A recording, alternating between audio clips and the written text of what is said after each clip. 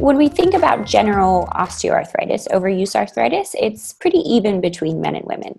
There are other forms of arthritis that are much more common in women, types of arthritis such as rheumatoid arthritis or other inflammatory conditions that are caused by autoimmune diseases. And in general, autoimmune diseases affect women more. So women more often get inflammatory type arthritis like rheumatoid. But when we talk about this general overuse arthritis, especially in the knees and the hips, it's pretty evenly matched between men and women.